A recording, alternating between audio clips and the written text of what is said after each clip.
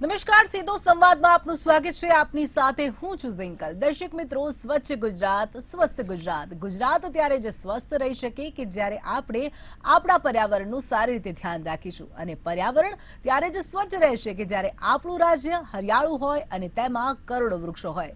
અને તે માટે મંતવ્ય ન્યૂઝે પોતાની સામાજિક ફરજ નિભાવતા નક્કી કર્યું છે કે આગામી 5 જૂન એટલે કે વિશ્વ પર્યાવરણ દિવસે વૃક્ષારોપણનું મહાઅભિયાન સમગ્ર રાજ્યમાં શરૂ કરશે અને જે લાંબા સમય સુધી ચાલશે.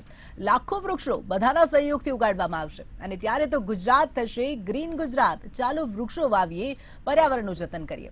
અને દર્શક મિત્રો, વડાપ્રધાન શ્રી નરેન્દ્ર મોદીએ કેન્દ્ર સરકારની રોજગાર મેળા યોજના હેઠળ 71,000 યુવાનોને આજે નિમણૂક પત્રો જારી કર્યા છે. જુદા જુદા રાજ્યોના તમામ યુવાનોને કેન્દ્ર સરકારના વિભાગોમાં નોકરી આપવામાં આવી છે. વડાપ્રધાનના કાર્યક્રમમાં વિડીયો કોન્ફરન્સિંગ દ્વારા તેઓ જોડાયા હતા અને વડાપ્રધાને આ દરમિયાન કહ્યું કે મેં હંમેશા મારી જાતને વિદ્યાર્થી માની છે. હું ક્યારેય વિચારતો નથી કે મને બધું આવડે છે અને હવે કંઈ પણ શીખવાની જરૂર નથી, અને ક્યારે એવું ન વિચારો કે તમે બધું જ શીખી લીધું છે. હંમેશા શીખવા માટે તૈયાર રહો. આ રોજગાર મેળો કેન્દ્ર સરકાર દ્વારા શરૂ કરવામાં આવેલ પહેલ છે અને સરકારનો ઉદ્દેશ્ય આના દ્વારા વધુમાં વધુ લોકોને રોજગારી આપવાનો છે. તો આજે સીધો સંવાદમાં આ જ અંગે આપણે વાત કરીશું.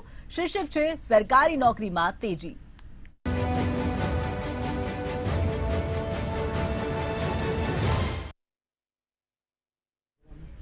શું ખરેખર સરકારી નોકરીમાં તેજી આવી છે? આજ મુદ્દા પર ચર્ચા કરીશું. ચર્ચામાં આપણી સાથે સ્ટુડિયોમાં ઉપસ્થિત છે દેવેનભાઈ વર્મા, ભાજપ નેતા, જયંતિભાઈ આહિર, વિશ્લેષક, અને મંતવ્ય ન્યૂઝના એસોસિએટ એડિટર પ્રફુલભાઈ ત્રિવેદી. તમામ મહાનુભાવોનું સ્વાગત છે. સૌપ્રથમ પ્રફુલ સર, આપને પૂછવા માંગીશ કે છેલ્લા કેટલાક સમયથી આપણે સાંભળીએ છીએ બેરોજગારીને લઈને બૂમાબૂમ કરવામાં આવે છે, ત્યારે આ બધાની વચ્ચે આજે વડાપ્રધાન શ્રી દ્વારા જે રાષ્ટ્રીય રોજગારી મેળાનું આયોજન કરવામાં આવ્યું, જે નિમણૂક પત્રો આપવામાં આવ્યા, ક્યાંક ને ક્યાંક લાગી રહ્યું છે નવું આશાનું કિરણ પ્રગટ્યું છે. જિંકલ, બેરોજગારીનો આંક સતત ઊંચો જઈ રહ્યો છે તેવી બૂમો ચારે તરફથી ઉઠી હતી.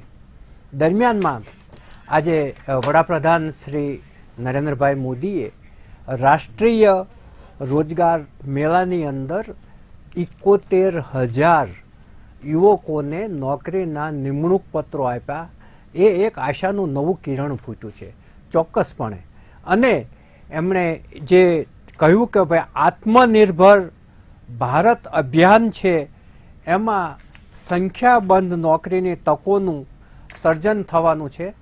અને તેમણે એમ કહ્યું કે જે દેશની અંદર યુવકો છે એ જે સ્ટાર્ટઅપ તરફ પણ વળ્યા છે, એમાં પ્રત્યક્ષ કે પરોક્ષ રીતે, ડિરેક્ટ કે ઇનડિરેક્ટ 40 લાખ યુવકોને રોજગારી મળતી થઈ છે. મધ્યપ્રદેશની અંદર પણ 22,000 શિક્ષકોને નિમણૂક પત્રો અપાયા છે અને ત્યાંની સરકારે ભરતી કરી છે. એમણે એમ કહ્યું કે જ્યાં જ્યાં એનડીએની સરકાર છે, ભાજપની સરકાર છે, ત્યાં યુવકોને રોજગારી આપવાનું ચાલુ જ છે. આજે જે નિમણૂક પત્રો અપાયા એમાં દેશભરમાંથી 45 સ્થળોને જોડાયા હતા અને વર્ચ્યુઅલ એમણે નિમણૂક પત્રો આપવા સાથે એમણે એક સંબોધન પણ કર્યું હતું. આજે જે નિમણૂક પત્રો અપાયા તેમાં train manager, station master, ticket clerk, sub inspector, constable, stenographer, junior accountant, income tax inspector, tax assistant, senior draftsman, supervisor, assistant professor, શિક્ષક, ગ્રંથપાલ વગેરે સહિત અનેક જગ્યાઓ ઉપર ભરતી કરવામાં આવી છે. એટલે સરકાર છે એના વિકસિત જે થઈ રહ્યો છે અત્યારે વિકાસ, એ અંગે એમણે એમ કહ્યું કે સરકાર વિકસિત ભારતના સંકલ્પો હાંસલ કરવા માટે યુવાનોની પ્રતિભા અને ઉર્જા માટે યોગ્ય તકો પૂરી પાડવા માટે પ્રતિબદ્ધ છે અને યુવકને ઝડપથી એને રોજગારી મળતી થાય એ માટે સરકાર છે એ પ્રયત્નશીલ છે. એમણે એ પણ કહ્યું કે ભારતનો અર્થતંત્રનો વિકાસ છે બહુ ઝડપથી થઈ રહ્યો છે. મંદી અને રોગચાળો કોરોનાનો એ દરમિયાન ભારત છે ત્યાં એને આપણે ખાળી શક્યા છીએ અને આપણું અર્થતંત્ર વેગવાન બનવાનું ચાલુ રહ્યું છે એ બાબતે વિશ્વભરનું આપણા તરફ ધ્યાન દોર્યું છે.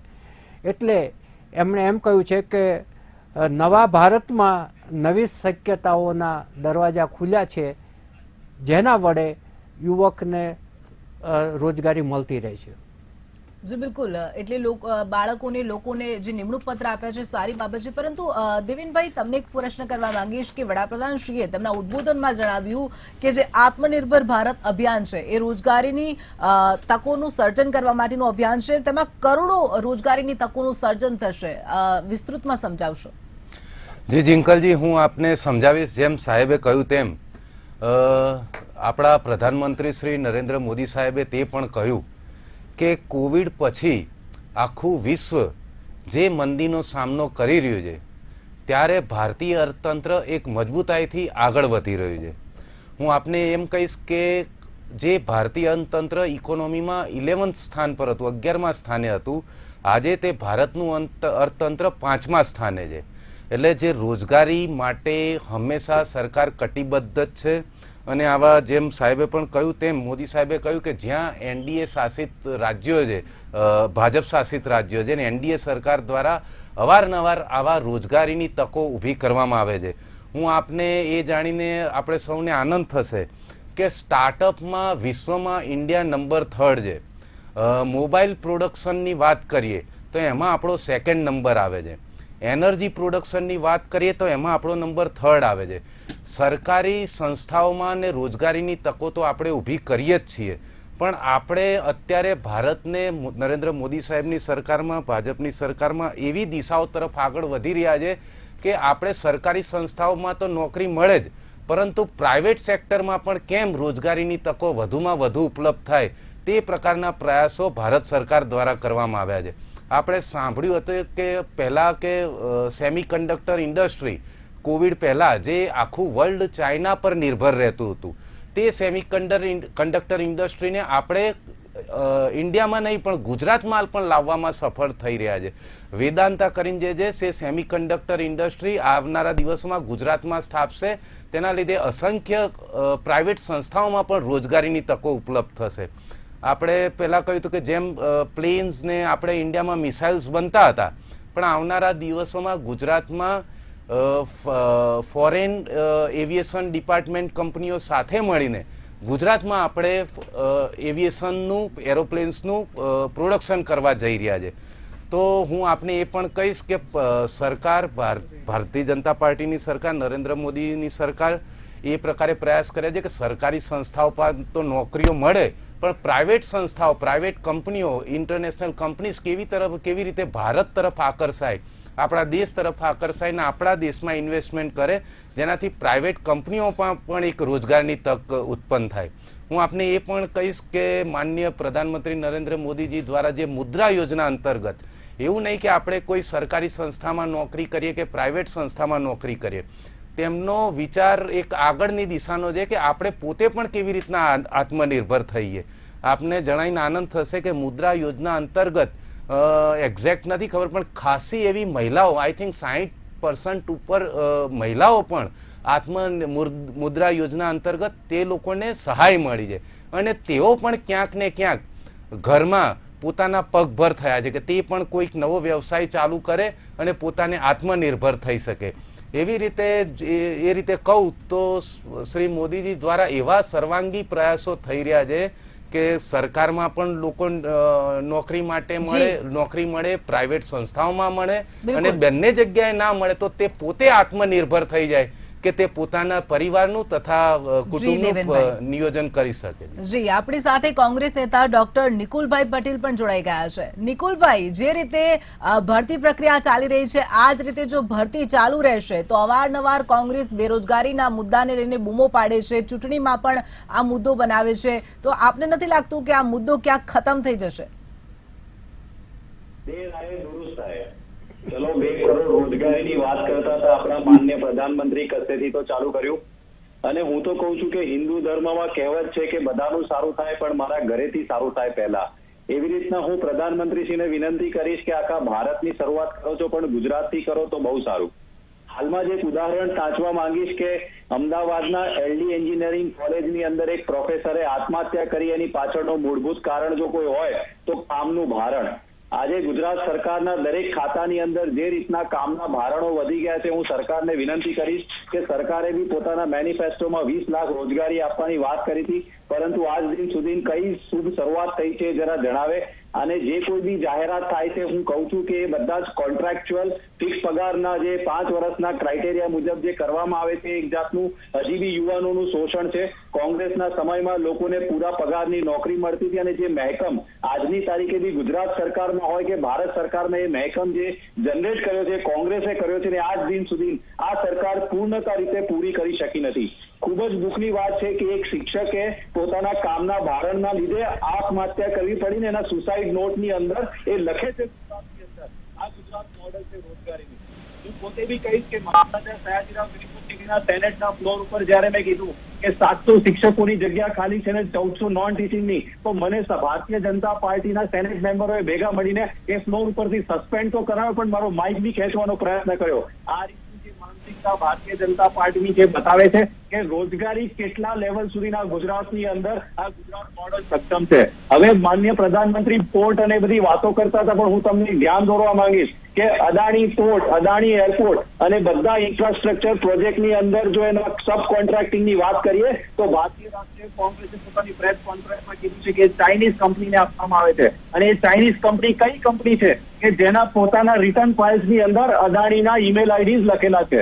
તો આવા કંપનીઝને જો આપણે કોન્ટ્રાક્ટ આપી રહ્યા છે તો દેશની અંદર એક બાજુ આપણે એવી વાત કરીએ છીએ કે આપણે નેશનલ સિક્યુરિટીની વાત કરીએ છીએ અને આ જ અદાણી જ્યારે ચાઇનાને કોન્ટ્રાક્ટ આપે છે તો આપણે શું રોજગારીની વાત કરીએ છીએ?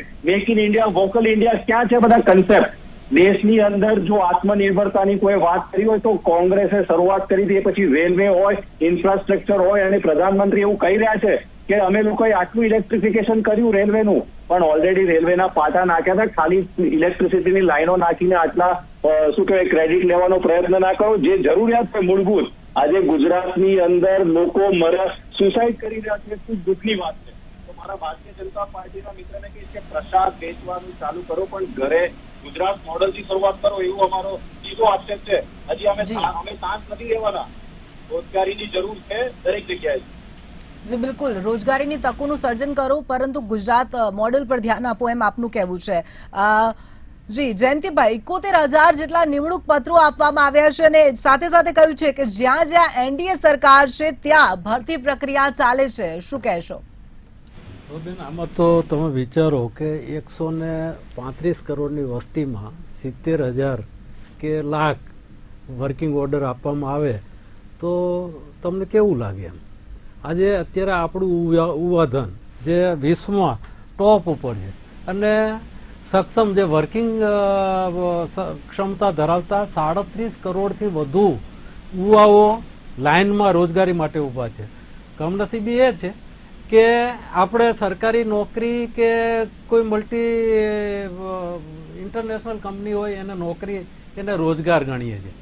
પણ રોજગાર સરકાર, કોઈ પણ સરકાર આટલી મોટી માત્રામાં રોજગારી ના આપી કે, પણ સરકારની પોલિસી સરકારી નોકરીની સાથે એને બીજા રોજગારો મળી જાય એવી એક નીતિ હોવી જોઈએ.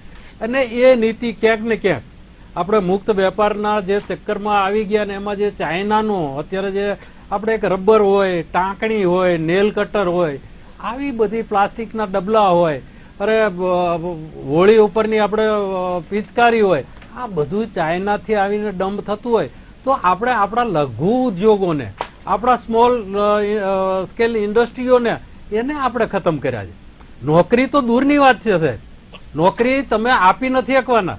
તમે અત્યારે કદાચ આ પોલિટિકલ કોઈ અત્યારે અગાઉ આવું તો હવે કેમ્પો થાય છે પોલિટિકલ ગ્રાઉન્ડ ઉપરના, પણ નોકરી પહેલા જે કે એની એક સિસ્ટમ છે સરકારની અને એ સિસ્ટમ પ્રમાણે જે ક્વોલિફાઈડ માણસ હોય એને વર્ક ઓર્ડર જે છે એ ડિપાર્ટમેન્ટ આપતા હોય. પણ મેળા કરવાથી તમે એમ માનો કે આ બેરોજગારીનો આંક ઘટી જશે, એ બધી વાહિયાત વાતો છે. અને છતાં જો આ દિશામાં આગળ વધે અને સરકાર અત્યારે જે જરૂરિયાત છે, જે વર્કફોર્સ આઉટસોર્સથી ભરવામાં આવે છે, કોન્ટ્રાક્ટ સિસ્ટમથી આપવામાં આવે છે, એ સ્થાયી નોકરી નથી અને એને સ્થાયી રોજગાર કહેવો પણ વ્યાજબી નથી. તમે આજે જે માણસ નોકરી ઉપર જાય છે એને સાંજે ખબર નથી કે કાલે મારે જવાનું કે નહીં, કાલે કોન્ટ્રાક્ટર એને રાખશે કે કેમ. હવે આ જે બેરોજગારીનો જે આંક છે એ દિન પ્રતિદિન વધતો જાય છે. લોકોમાં અનસિક્યુરિટી એક ફિલિંગ છે કે આવતીકાલના મારા રોજગારનું શું. તો એ સિસ્ટમ જો ડેવલપ કરવી હોય તો સરકારે સરકારી નોકરીઓનો જે અત્યારે આંક છે એને વધારો, તમે ઘણો બધો વધારો. ઘણી બધી જરૂરિયાત છે ભારત દેશની અંદર. તમે મેક્સિમમ દરેક ડિપાર્ટમેન્ટને ઇન્વોલ્વ કરો, સ્ટેટને, મ્યુનિસિપાલિટીને, તો તમે 2-2.5 કરોડ નોકરીઓ આપી શકો. પણ જે ભારતનું જે યુવા ધન છે એને તમે ક્યારેય સરકારી નોકરીમાં સમાવી ના આપો. અને એના માટે તમારે જે આપણા ઇન્ડસ્ટ્રીઓ છે, જે આપણી ખેતી છે, જે આપણું પશુપાલન સિસ્ટમ છે એને પણ તમે સુદૃઢ કરો. લોકોની માનસિકતા પણ બદલો. લોકો પોતાના ખેતરમાં કે પોતાના કૃષિ ઉદ્યોગમાં કે પોતાના જે પરંપરાગત ધંધાઓ છે એમાં કામ કરતા હોય તો એને પોતાને રોજગાર તરીકે સ્વીકારતા નથી. અને જ્યાં નોકરી મળે પછી જ આપણા રોજગાર કે ક્યાંક નોકરીએ લાગ્યો, એ જે આપણી માનસિકતા છે એ પણ એ આપણને બધાને ક્યાંક કઠે છે. અને એ જો માનસિકતા દૂર થાય, સરકારનો એક એપ્રોચ છે સ્મોલ કુટીર ઉદ્યોગ, લઘુ ઉદ્યોગો, ટેક્સટાઇલ, કન્સ્ટ્રક્શન, આ બધી સાઇટો કે તમે ટ્રાન્સપોર્ટ, એમાં કેટલા લોકો કામ કરે છે. આજે 2-2.5 કરોડ લોકો એમાં સમાયેલા છે. ટ્રાન્સપોર્ટમાં, કન્સ્ટ્રક્શનમાં 4-5 કરોડ છે. તો ટેક્સટાઇલ ઉદ્યોગ એવો છે. આ બધા ઉદ્યોગોને એવા સ્વાવલંબી બનાવવામાં આવે અને એ સ્વાવલંબી બનાવી અને તમે જે મુક્ત વેપારો છે એમાં જે પહેલા 1400 થી 1500 એવી આઈટમો હતી કે એને સંરક્ષિત કરવામાં આવ્યા હતા. અમેરિકામાં પણ નાની જે આઈટમો છે એને સંરક્ષિત કરવામાં આવી છે. તો આપણે ત્યાં તો તમે જો માચીસ હોય કે આ પિચકારીઓ હોય કે એવી ચાઇનાના નાના પ્લાસ્ટિકના રમકડા હોય, અરે એને તમે કેમ બંધ નથી કરતા? એ કુટીર ઉદ્યોગો ભારતની અંદર જો એને તમે પ્રોટેક્શન આપશો તો ભારતનો યુવા જે છે એ ક્યાંક ને ક્યાંક કામે વળગશે અને એ મોટો એક વર્કફોર્સ ઊભો આપણો ત્યાં થશે. આપણો જે અત્યારે ગ્રોથ છે યુવા ધનનો એ 2042 સુધી આપણે સતત યુવા તરીકે એક વિશ્વમાં આપણું નામ રહેશે. અને એ નામને જો ટકાવી રાખવું હોય તો એને કામ પણ મળવું જોઈએ. અને એ કામથી જ આ દેશ આગળ અને આબાદ થતો રહેશે. આપનું કહેવું છે કે તમામ જે લોકો છે તેમને સરકારી નોકરી જોઈએ છે, તેઓ નોકરી શોધે છે, પરંતુ તેમના જે પરંપરાગત જે પણ ધંધો રોજગાર છે, ઉદ્યોગો છે તેમાં આગળ વધવું જોઈએ. પ્રફુલ્લ સર, તમને જ આ પ્રશ્ન કરવા માંગીશ કે આ પ્રકારની માનસિકતા પણ છે કે તમામ લોકોને નોકરી કરવી છે અને નોકરીની તકો ઓછી છે, શું કહેશો? જિંકલ, કોઈને ગ્રેજ્યુએશન કે માસ્ટર ડિગ્રીનું સર્ટિફિકેટ આપવામાં આવે ત્યારે એમાં સિક્કો મારીને આપવામાં નથી આવતો કે તમને રોજગારી સરકાર નોકરી જ આપશે એમ. એવી કોઈ ખાતરી નથી હોતી. તમારે પોતાની રીતે જો સરકારી નોકરી ના મળે તો પોતાની રીતે કમાવાનું ચાલુ કરવું જોઈએ, પોતાના સ્ટાર્ટઅપ કે એવું કરવું જોઈએ. અને એ માટે શિક્ષણ પ્રથાની અંદર પણ એવા સુધારા કરવા જોઈએ કે માણસ જ્યારે ભણીને બહાર નીકળે ત્યારે નોકરી ના મેળવી શકે તો પણ એ કાંઈ પણ ધંધા ઉદ્યોગ કરીને પોતાનું અને પોતાના કુટુંબનું ભરણ પોષણ કરી શકે. આ માટે એક તો શિક્ષણ પ્રથાની અંદર આ દાખલ કરવાની જરૂર છે, સ્કિલ આધારિત શિક્ષણ. અને આજે કારકુનિયા કેળવણીનો જે ઢાંચો અંગ્રેજો આપીને ગયા છે એમાં બહુ જ મોટી સુધારણાની જરૂર છે. અને બીજું છે કે તમે ઉદ્યોગો સ્થાપો, એટલા બધા ઉદ્યોગો નવા તમે સ્થાપો તો ત્યાં પણ એને યુવકો માટે રોજગારીની તકો ઊભી થાય. હવે આ જ્યારે વિધાનસભાનું ઇલેક્શન આવ્યું એ પહેલાં વડાપ્રધાનશ્રીએ કેન્દ્રના જેટલા ખાતાઓ છે, ટપાલ, તાર, રેલવે, ટેલિફોન, એ કેન્દ્રના બધા જ ખાતાઓની એક મિટિંગ એમણે બોલાવી હતી. અને એનું મહેકમ કેટલું છે, કેટલી જગ્યાઓ ખાલી છે, કેટલી ભરી શકાય એવું છે, એ જોયા પછી એમણે જાહેરાત કરી હતી કે આગામી વર્ષોમાં અમે 10 લાખ યુવકોને નોકરીઓ આપીશું. એટલે એ આંકડા સામે જયંતિભાઈ કહે છે એ રીતે 71,000નો આંકડો નાનો છે, પરંતુ 71,000 ચાલો ને એક સાથે તો નોકરીઓ છૂટી થઈ, એટલે એટલા તો યુવકોને કમાતા થયા, એટલા કુટુંબની અંદર એટલો પૈસા તો આવતા થશે એના પગારના. પરંતુ આપણે જે અત્યારે યુવા ધન સૌથી વધારે જો ભારતમાં છે તો એના માટે તકો પણ વિપુલ પ્રમાણમાં ઊભી કરવી પડશે. એમાં સરકારી નીતિ પણ બદલવી પડશે, શિક્ષણ પણ ની આખી પ્રથા બદલવી પડશે, કારણ કે આખું આ શિક્ષણ છે સડી ગયેલું છે. બધાએ કબૂલ કર્યું છે કે આની પરીક્ષા પદ્ધતિને શિક્ષણ પદ્ધતિ જે અંગ્રેજો ઢાંચો આપીને ગયા છે એ યોગ્ય નથી, એ બધાએ કહે છે, પણ તેમાં નવા રિસર્ચ થતા નથી. જો કે હવે ભાજપે એક સારી વસ્તુ છે કે આવતા જૂનથી કંઈ નવી શિક્ષણ નીતિ લાગુ પાડવાના છીએ, ઈચ્છીએ કે એ સ્કિલ આધારિત હોય. જી જી બિલકુલ. જી દેવીનભાઈ, એક નવો કોન્સેપ્ટ આવ્યો છે સ્ટાર્ટઅપ. લોકો સ્ટાર્ટઅપ કરે છે અને પ્રત્યક્ષ રીતે કહું કે પરોક્ષ રીતે સ્ટાર્ટઅપથી 40 લાખથી પણ વધુ નોકરીઓનું સર્જન થયું છે. આ પ્રકારનું નિવેદન વડાપ્રધાનશ્રીએ આપ્યું છે, શું કહેશો? જી જિંકલજી, હું આપને કહીશ. પહેલાં તો જે સાહેબેને આપણા કોંગ્રેસના મિત્રોએ કહ્યું કે આપણે અત્યારે બેરોજગારીની વાત કરીએ છીએ, હું થોડું તમને ઉપર છલ્લું ચિત્ર આપું કે ભારત જે દિશામાં આગળ વધી રહ્યું છે અને આપણે એશિયાની વાત કરીએ તો આપણી આજુબાજુના દેશોની પરિસ્થિતિ શું છે આપણને સૌને ખબર છે કે શ્રીલંકા નાદાર થઈ ગયું છે, પાકિસ્તાન જ્યાં અત્યારે લોટ ખાવાના ફાંફા છે. મતલબ એશિયામાં કોઈ પણ દેશ જો આગળ હોય એશિયન કન્ટ્રીઝમાં તો આજે ભારત છે. અને એ નરેન્દ્ર મોદી સાહેબના વિઝન, એમની સરકાર ને એમની નીતિઓના લીધે છે કે આ વચ્ચે જ આપણા આરબીઆઈના ગવર્નરશ્રીએ કહ્યું હતું કે ઇન્ડિયન રૂપી મોસ્ટ સ્ટેબલ છે. અત્યારે એશિયન કન્ટ્રીઝમાં જેટલા બી રૂપીઝ છે એમાં સૌથી મોસ્ટ સ્ટેબલ હોય તો ઇન્ડિયન રૂપી છે.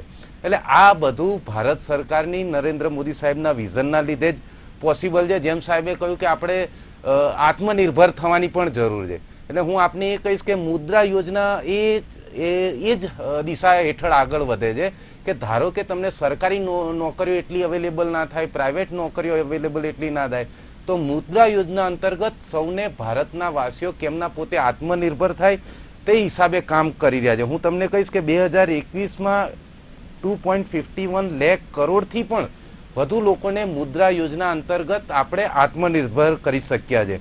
હું તમને એ કહીશ કે આજના કોવિડ પછીની સિચ્યુએશનમાં વર્લ્ડ ઇકોનોમી જ્યારે ડાઉન જઈ રહી છે ત્યારે ભારત એક એવું દેશ છે જે રશિયાને પણ કદાચ પાછળ છોડીને આવનારા દિવસમાં ચોથો દેશ ફોરેન રિઝર્વ રાખવાના સંબંધમાં ન બની જાય તો આપણા માટે નવાઈ નહીં. હું તમને આખું ટોટલ એશિયન કન્ટ્રીઝનું પિક્ચર આપું તો વર્લ્ડ ઇકોનોમીમાં આપણે ઇન્ડિયા 5મા સ્થાને છે, ત્યારે આપણો પડોશી દેશ બાંગ્લાદેશ 41th નંબર પર છે, પાકિસ્તાન 48મા સ્થાને છે, શ્રીલંકા 70મા સ્થાને છે. આવનારા દિવસોમાં આપણે યુકેને પણ પાછળ પડીને ભારત ઇકોનોમીમાં આગળ 3જા ક્રમે ના પહોંચી જાય મોદી સાહેબના વિઝનના લીધે, તો એમાં નવાઈ નહીં. એટલે આપણે હું ગુજરાતની પણ વાત કરી તો હું તમને રોજગારી વિશે કહીશ. મોદી સાહેબે આજે જ એમના પ્રવચનમાં એમ કહ્યું હતું કે એક સમય હતો જ્યારે ભારત દરેક બાબતમાં પ્રતિક્રિયાશીલ અભિગમ અપનાવતું હતું, ત્યારે આજે ભારત એ સ્વરોજગારીના ક્ષેત્રે પ્રોએક્ટિવ છે. પ્રોએક્ટિવ અભિગમ સાથે ભારત દુનિયામાં આગળ વધી રહ્યું છે. અને આવનારા દિવસોમાં તેમણે કહ્યું કે આવનારા દાયકાઓમાં જે ભારતની વિદેશ નીતિ છે, જે સિંગલ વિન્ડો ક્લિયરન્સ છે કે જેના માધ્યમથી કોઈ કંપનીને ગુજરાતમાં કે ભારતમાં બિઝનેસ સ્થાપવો હોય તો ઇઝીલી એને બધા સર્ટિફિકેટ્સ મળી જાય, એમને કોઈ તકલીફ ના થાય કે આપણે તેમના માટે લાલ જાજમ પાથરીને તેમને ઇન્વાઇટ કરીએ કે તમે તમારા ધંધાઓ રોજગારો અહીંયા સ્થાપો, જેના લીધે ભારત એક નવી ઇકોનોમીમાં આગળ વધે ને નવી રોજગારીની તકો પેદા થાય. હું ગુજરાતની જ વાત કરીશ તો છેલ્લા 5 વર્ષમાં 1.5 લાખ યુવાનોને ગુજરાત સરકાર દ્વારા રોજગારી અપાઈ છે. રોજગારી કચેરી દ્વારા છેલ્લા 10 વર્ષમાં 18 લાખ લોકોને રોજગારી અપાઈ છે. અને હાલ ગુજરાતની વાત કરું તો 1.25 લાખ કરોડના પ્રોજેક્ટ ચાલુ, કોન્ટ્રાક્ટ પદ્ધતિ આધારિત છે અને આઉટસોર્સિંગ કોન્ટ્રાક્ટ પદ્ધતિ એ શોષણનું બહુ મોટું છે અને એમાં આઉટસોર્સિંગ તો એથી પણ આગળ વધે છે. પણ હું આપને એ કહું કે હાલ ગુજરાતમાં 1.25 લાખ કરોડના પ્રોજેક્ટ ચાલુ છે, એ આવકાર્ય છે, પરંતુ નોકરી આપવાની વાત છે એમાં દમ નથી. મેં આપને પહેલા જ કહ્યું કે ભારત સરકાર, ગુજરાત સરકાર એવા અભિગમ અપનાવી રહી છે કે કેવી રીતે સરકારી નોકરીઓ એમાં અવેલેબલ ના હોય તો પ્રાઇવેટ નોકરીઓ કેવી રીતે ઉપલબ્ધ થાય એ એવી રીતે જ ઉપલબ્ધ થશે. દેવેનભાઈ, આપણે ત્યાં સૌથી ખામી હોય ને તો આ છે કે કોન્ટ્રાક્ટ પદ્ધતિ જે દાખલ કરી છે ને એમાં યુવકોનું રીતસર શોષણ થાય છે.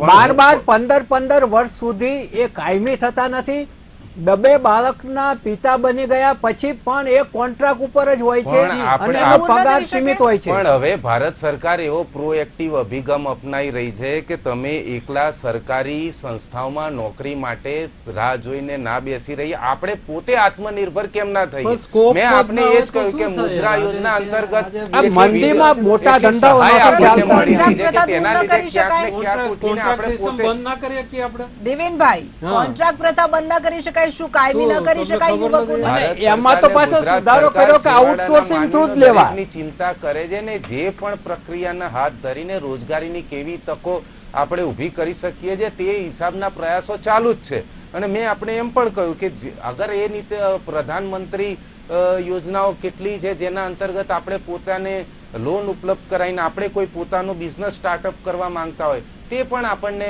લોન મળે છે. એટલે ક્યાંક ને ક્યાંક દરેક રીતે જી, સમય સરકાર મર્યાદા છે. દેવેનભાઈ અટકાવવા માંગીશ. નિકુલભાઈ, આપની પ્રતિક્રિયા જણાવજો આ બાબતે. દેવેનભાઈએ કહ્યું અન્ય દેશોની સરખામણીમાં આપણો દેશ પ્રગતિના પંથે છે, ટૂંકમાં જણાવશો. આપણો દેશ પ્રગતિના પંથે છે એવું મારા માનનીય ભારતીય જનતા પાર્ટીના મિત્ર કહી રહ્યા છે, પણ આપણે જોઈ શકીએ છીએ કે આપણા દેશના હેપીનેસ ઇન્ડેક્સ કઈ દિશામાં જઈ રહ્યા છે, અર્થતંત્ર કઈ દિશામાં જઈ રહ્યા છે. આરબીઆઈના પૂર્વ ગવર્નરો બી એની પ્રતિક્રિયા આપતા હોય છે. અને આજે હું કહેવા માંગીશ, સ્ટાર્ટઅપની વાત કરે છે તો કેટલા સ્ટાર્ટઅપ યુનિકોર્નમાં કન્વર્ટ થાય છે એનો બી એક રેશિયો હોવો જોઈએ જે ખૂબ જ નિમ્ન નંબર્સ છે. અને નવી શિક્ષણ નીતિની આપણે જયારે વાત કરતા હોય તો 2020માં જૂનમાં આ સરકારે 60 પાનાનું ડોક્યુમેન્ટ આપ્યું જેમાં કોઈ વિઝન નથી, કોઈ મિશન નથી અને ફક્ત ખાલી વાતો કરી છે. આજે બી ગ્રાસ રૂટ લેવલ ઉપર જુઓ તો કશું જ જાતનો એમાં કોઈ ડેવલપમેન્ટ નથી. બીજી વસ્તુ કે રોજગારીની આપણે જે પરિસ્થિતિ છે એટલી ગંભીર છે અને બધાને જે કોન્ટ્રાક્ચ્યુઅલ પદ્ધતિથી રાખવાની મિનિમમ ગવર્નમેન્ટ અને મેક્સિમમ ગવર્નન્સની જે વાતો સરકાર કરે છે એનાથી શોષણ સિવાય બીજું કશું જી, થવાનું નિકુલભાઈ. નથી. અને મેં આગળ કીધું એ પ્રમાણે અદાણીના જેવી સબકોન્ટ્રાક્ટ જી, સમય મર્યાદા છે. નિકુલભાઈ, દેવેનભાઈ, જયંતિભાઈ, પ્રફુલ્લ સર, તમામ મહાનુભાવો અમારી સાથે જોડાયા તે બદલ આપનો આભાર. તો દર્શક મિત્રો, વડાપ્રધાન શ્રીએ આજે 71,000 નિમણૂક પત્રો આપ્યા છે, પરંતુ પ્રશ્ન એ છે કે શું ખરેખર સરકારી નોકરીઓમાં તેજી છે કે કેમ? હાલ સીધો સંવાદમાં રોકાઈશું નાનકડા વિરામ માટે. આપ જોતા રહો મંતવ્ય ન્યૂઝ.